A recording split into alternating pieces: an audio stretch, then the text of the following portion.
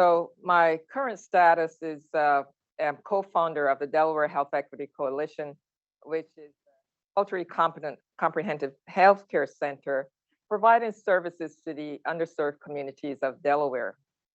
I retired in the end of 2020 in terms of my career as far as implanting and explanting kidneys, and more so for not wanting to be on call anymore. Felt it was necessary to rest my brain and give my eyes a rest from being on call every other night for the last 15 years.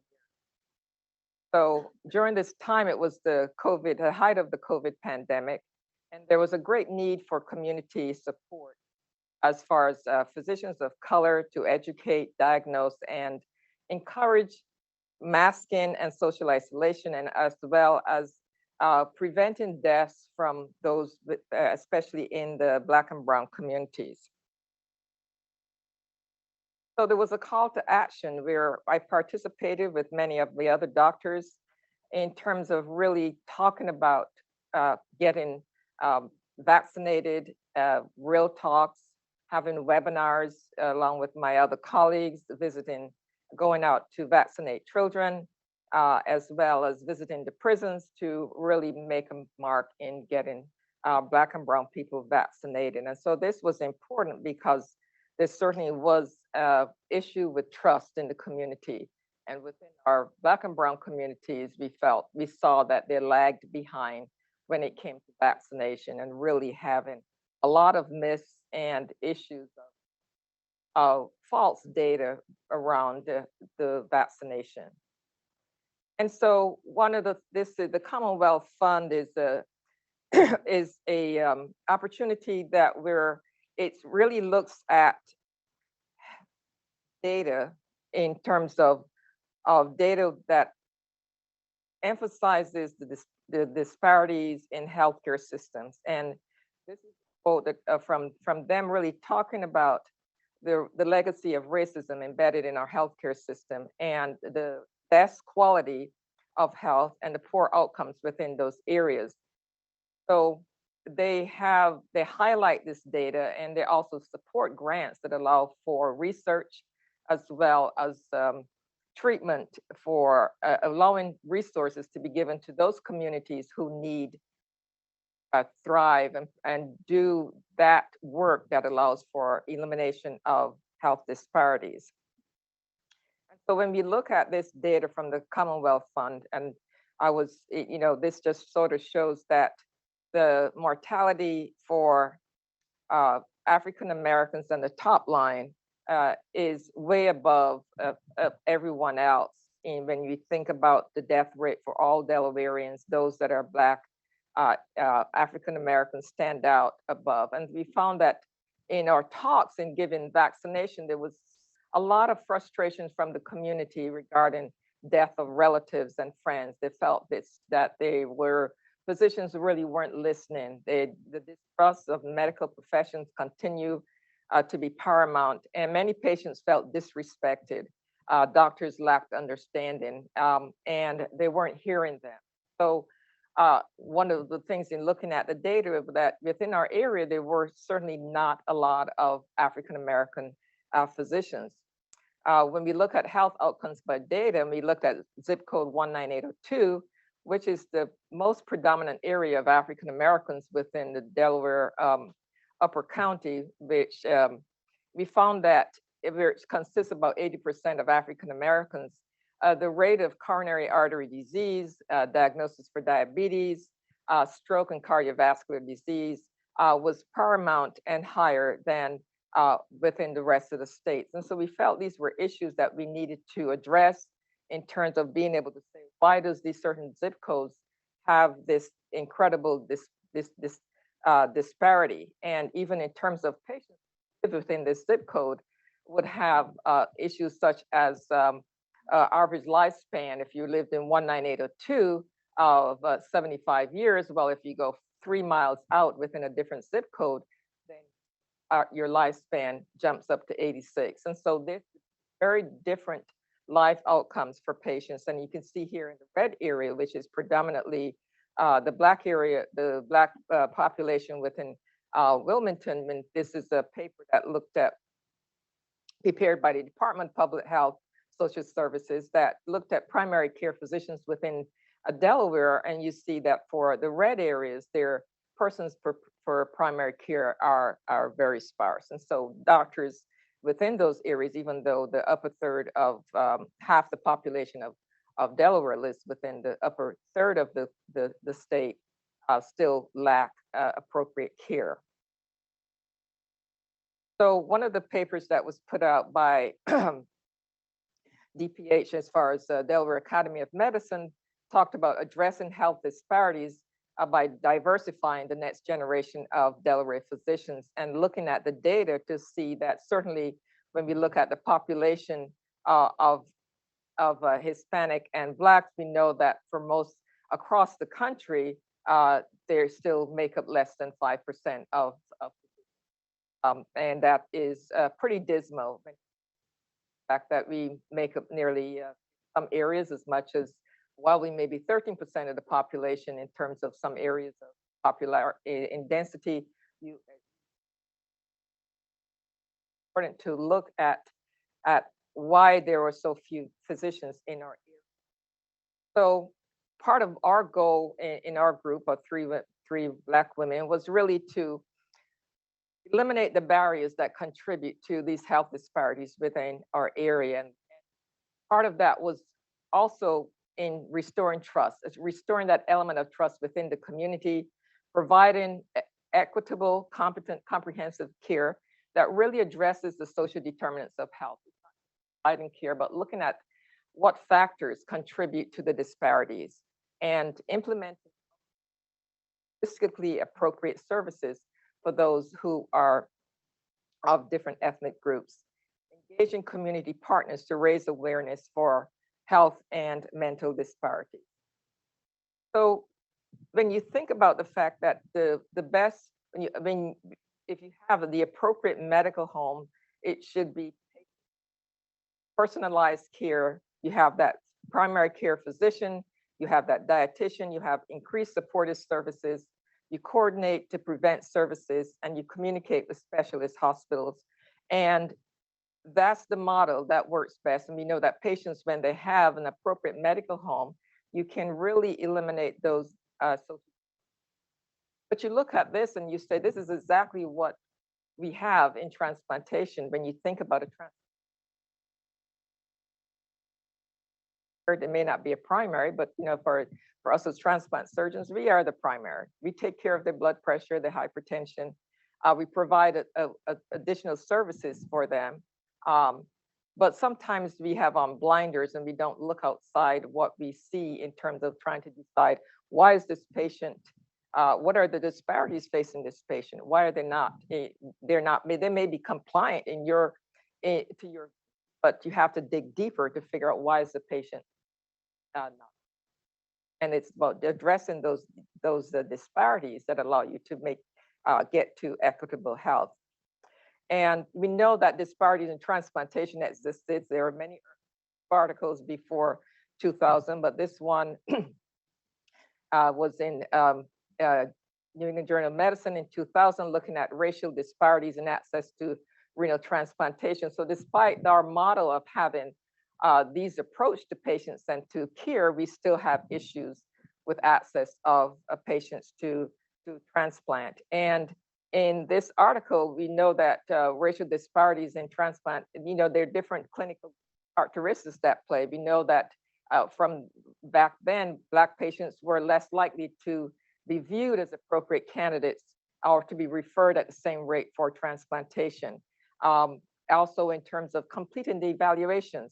And when this has been, it's 2000, it's now 2022, so later we're still facing these issues in terms of lower percentage when it comes to access to transplant, even though the numbers might have been changed.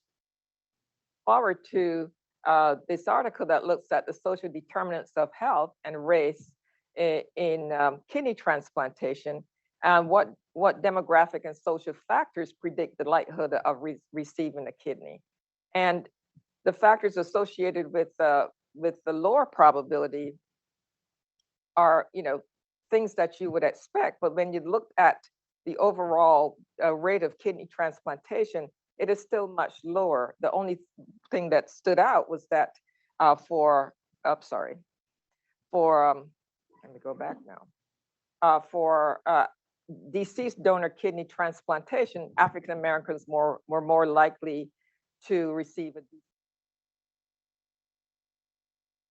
and certainly these what they were saying was that race and social determinants of health are all associated with the likelihood of undergoing a kidney transplant. You know, whether you're Black, whether you have greater religiosity, lower income. And so it's really about trying to say, okay, these things that exist, what do we do about them?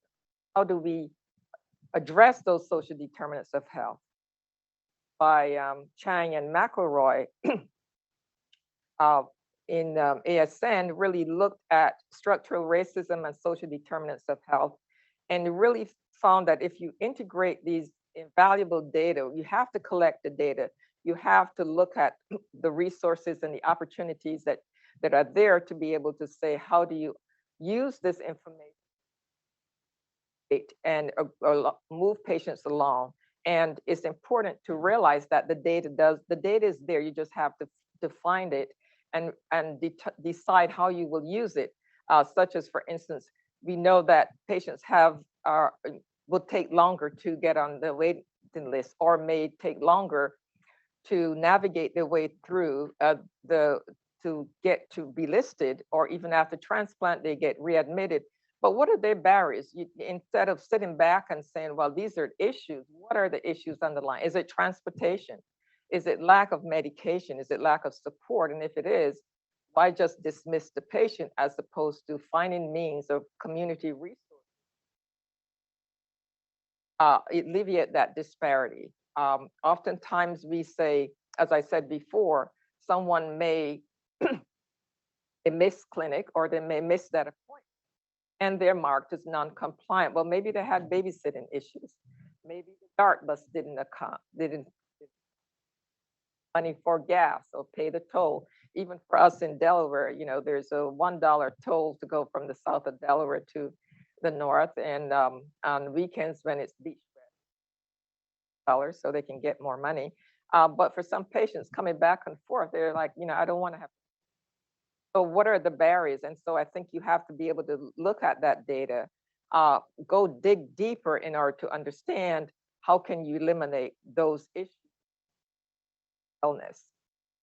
And we know that disparities also occur in liver transplantation when it comes to listing. This is a paper that looked at non-Hispanic Blacks and underrepresentation and Hispanics, and looking at percentage of those centers and the outcomes. And so, yes, these things exist even outside of transplantation. We know that as we look at different data, we will see much more of these health disparities. And in this paper, same barriers, even though it may be 5 years later, we're still looking at poor access. What are the barriers? Same referral to listing, wait list adherence, preemptive transplantation. When you look at preemptive and living kidney transplantation, you very rarely see or have less than 2% of patients who and that may be due to late diagnosis. It may be due to the fact that the referral pattern for patients with stage 4 and 5 is not towards transplantation, but towards dialysis. As even though we may be in 2022, we're almost 2023, we still find that many nephrologists still see dialysis and hemodialysis as the treatment for kidney disease, not the gold standard of transplantation. In my encounters in Delaware, I become the source for people who have kidney problems and want to get listed or about to go on dialysis.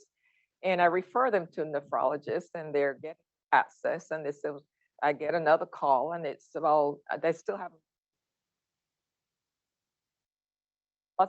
What's that? What is that barrier? Why is that mindset not there? And so it's about really advocating for that patient to say, doctor, tell them this is what you want to do. You have a potential donor. You may just want to go that route rather than now you're putting a dialysis. And so those are issues about our own perception as physicians and how our own biases can interfere or contribute to some of the disparities that exist. And in this paper, looking at implicit racial and ethnic biases among healthcare professionals and its influence on outcomes. And the evidence does suggest that we all have our biases, and those biases may be reflected in how we treat our patients. And there were positive attitudes towards white people and more negative attitudes towards patients of color without being aware of these attitudes. People of color felt generally less satisfied with the interactions with the healthcare providers, and they felt that they were not necessarily receiving the same quality of care as the white patients. Furthermore, there was a lack of gender and ethnic representation, as well as diverse thought. And this is why diversity matters. Implicit bias in healthcare professionals, certainly 42 articles were identified and seen as eligible. The bottom line was that all 27 studies, 35 articles found evidence of implicit bias within healthcare professionals, and all studies that were investigated correlated found a significant positive relationship between the level of implicit bias and the quality of care.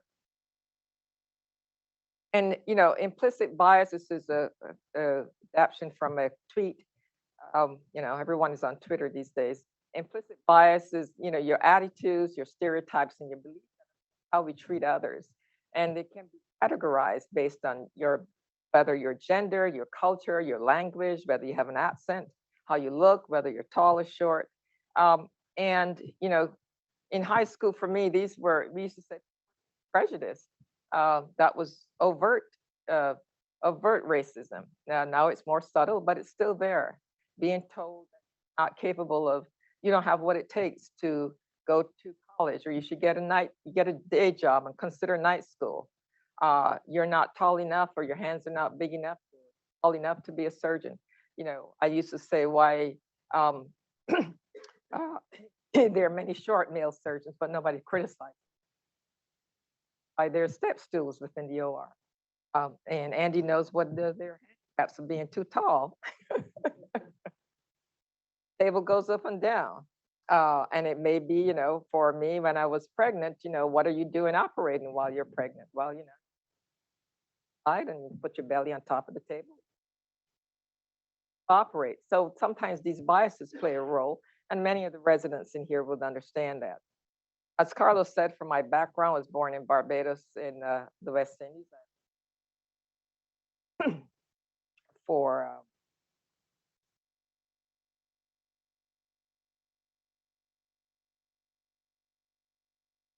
Scantlebury was from Barbados, Wisconsin. So for some of you, there is a Barbados, Wisconsin, but not the same. I immigrated to Brooklyn at the age of 15 and attended Brooklyn, went on to attend Columbia. And it's there that I met Dr. Mark Hardy, who was the transplant surgeon. My first exposure to kidney transplantation. Actually, the first surgeon I met was female surgeon was Dr. Barbara Barlow, and she was a pediatric surgeon. I wanted to be just like her, and so my goal, I was interested in transplant, and transplant was really an avenue for me to do research to become better qualified to be out to to University of Pittsburgh to interview with Arzo for a fellowship was really to do a research. Better qualified to stay on, and then I met Dr. Carlos here.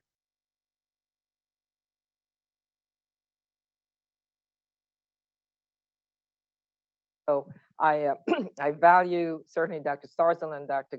Esquivel are both dynamic surgeons, different techniques.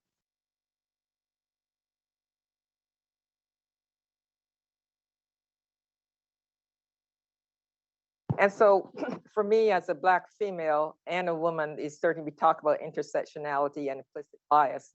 And for many of talk about race and implicit bias, they're all connected. And whether it's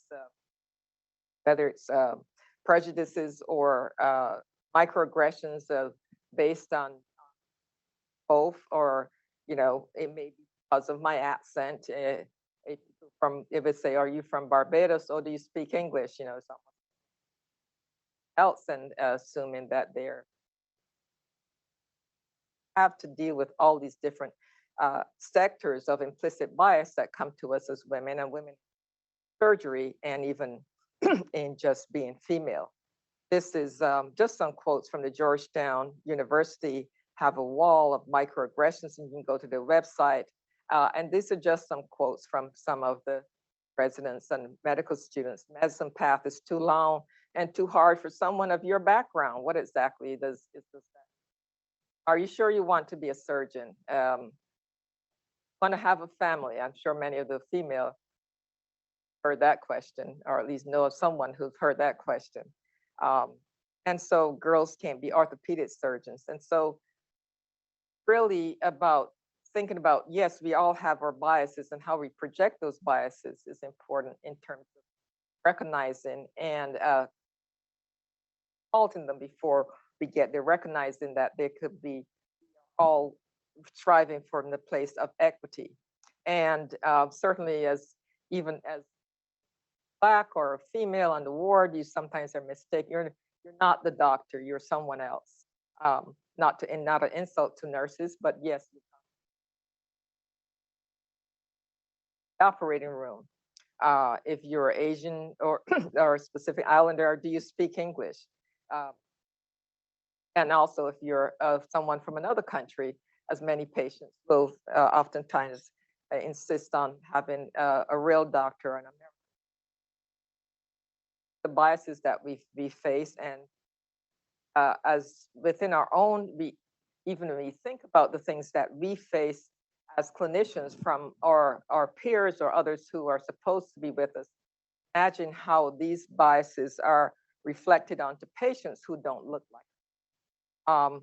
And these are just a few of the encounters. Even if you just think about the times within those that you work with, our transplant pharmacist would say, make sure we add a drug screen to Jorge.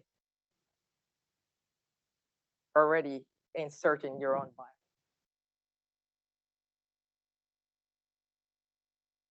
Don't see the issue because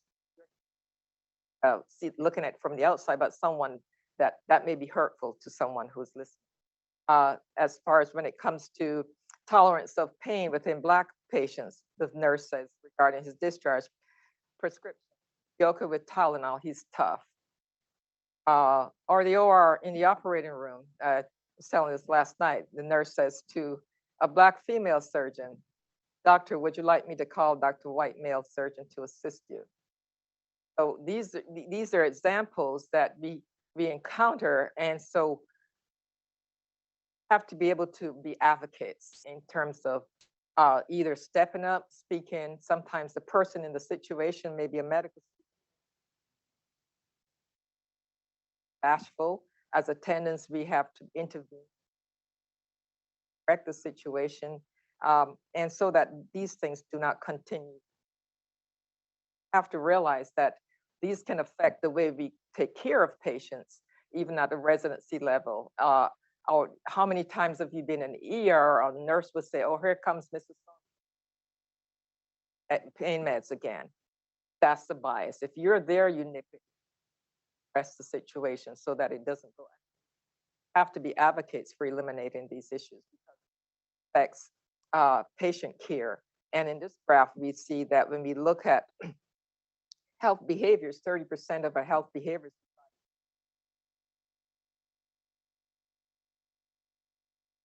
quality of health that our patients receive. The Olga Jonasson Lecture by Joan Reed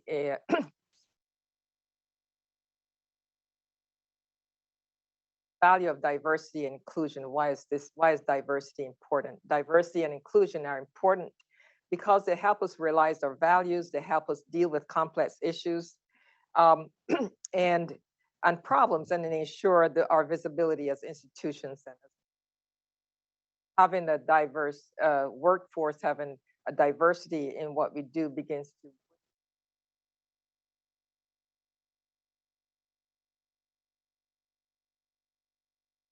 Just around 2019 was when I, after 10 years of working on my memoirs, decided I was getting a lot of information, and my husband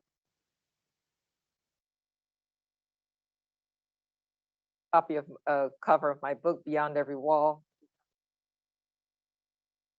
I thought it was important for me to collect this and write down my experiences, because as lived experiences and as surgeons, oftentimes we are in a bubble by ourselves and there's no one else gone down that path, and you may not. But it's often reassuring when you know that others have gone.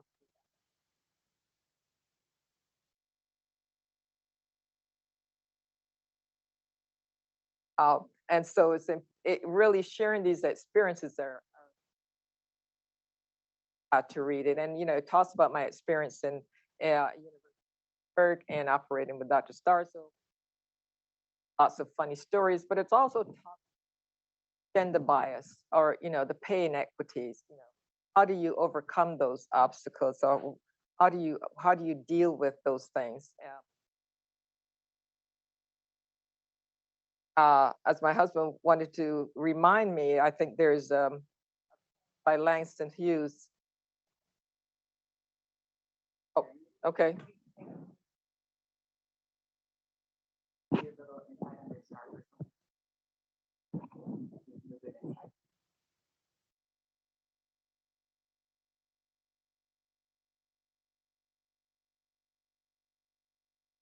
So, as I was saying, my path has not been easy. I was thinking there about a poem by Langston Hughes, life is no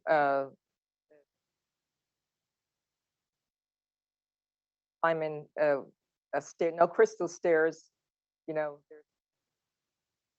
blind spots, but you strive to get to a landing until you reach that place where you. Important to remember that we're all going to face issues, but you have to keep pushing through. I started at University of Pittsburgh and Children's Hospital from after I finished my fellowship until 2002, and then I went on South Alabama to sort of revive a transplant program there that was started by Ferdinand Uka, one of the fellow from Nigeria who also trained. Fortunately, was murdered while he visited Nigeria to visit his father, and left behind, young. Fortunate to be there for 6 years to try.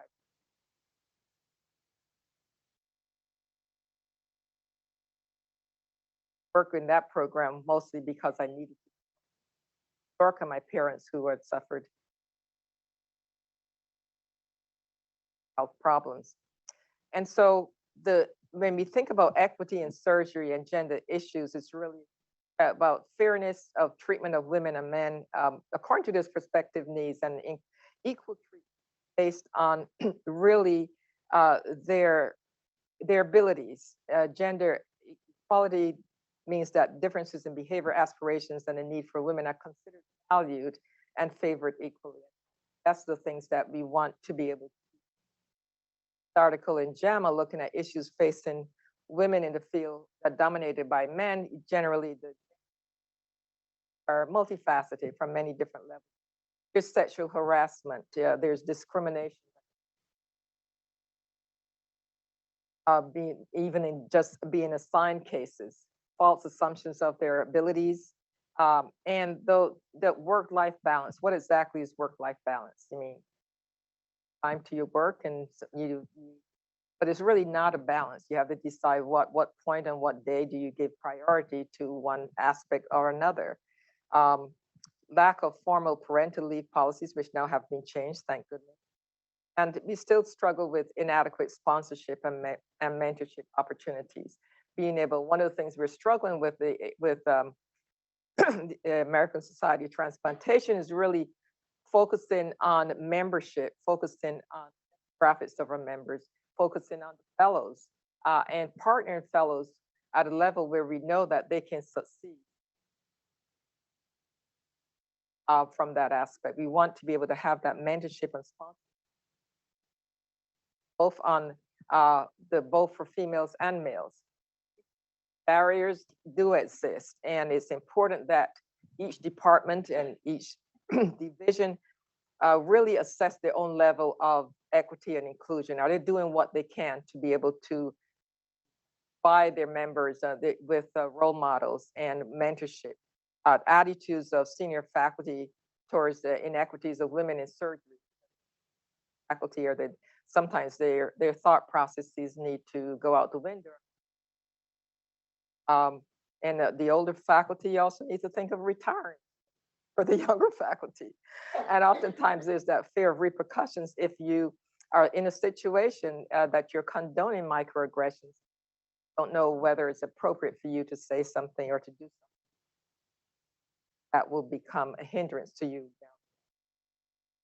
We want to be able to make sure that there's no action against those who are offended by a time for change, consider strategies to overcome that demographic inertia where we're not changing, recognizing barriers, both in terms of gender and ethnic related, in terms of explicit and explicit bias when it comes to referrals, promotions, and even overall institutional representation. We talked about the University of Michigan promise to build a more diverse, equitable, and inclusive university by valuing all representations at all levels.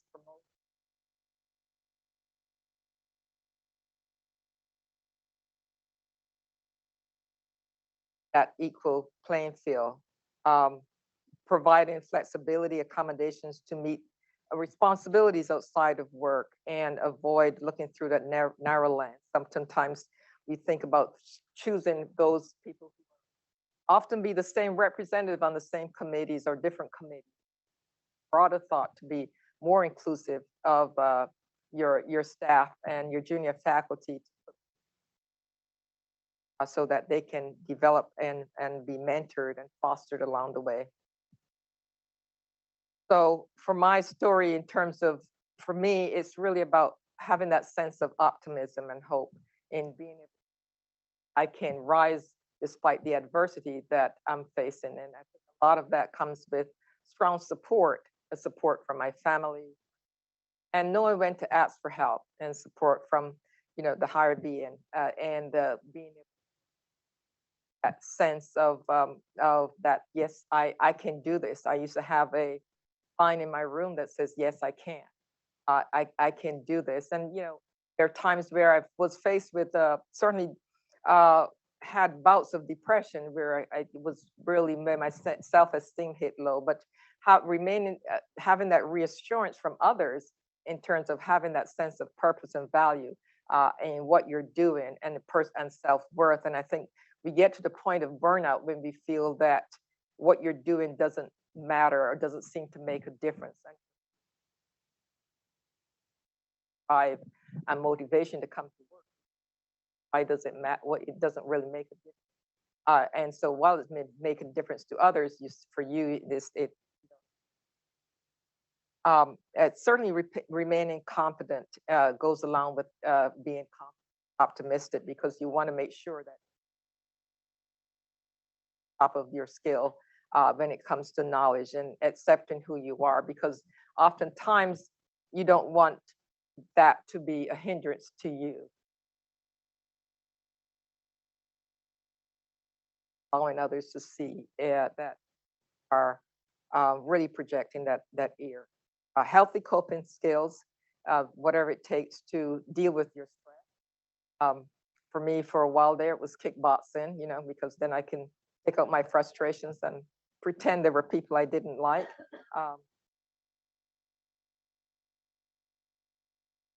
Others, it's dancing.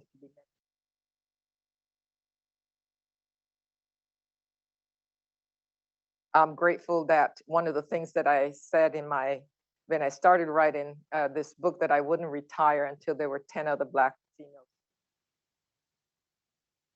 While it's taken a long time to get there, and we ended up with 12, but unfortunately, Sherilyn Burroughs Gordon here, she actually was murdered by her husband in domestic violence, and very unfortunate at the age of 47.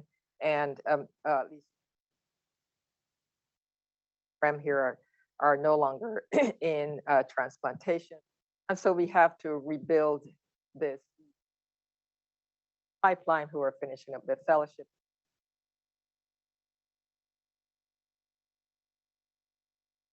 Build that pipeline to be able to have to expand, and maybe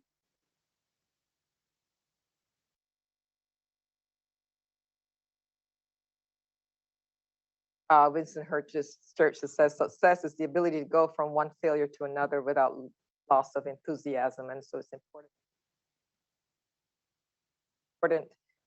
and continue to have that drive and zest for whatever. Strongest factor for me is really fight the negativity that's around. I always, rather than the positive, see the negative. Think about oftentimes where we were in Pittsburgh when we present, it was always whose fault is it? Who can we blame for this? And so we need to not see the blame, but congratulate the residents when they do a good job, or the fellow.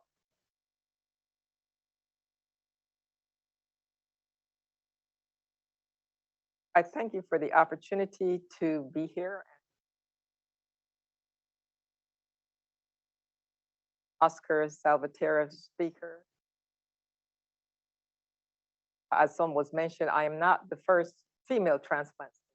I'm the first Black female transplant surgeon. Thank you.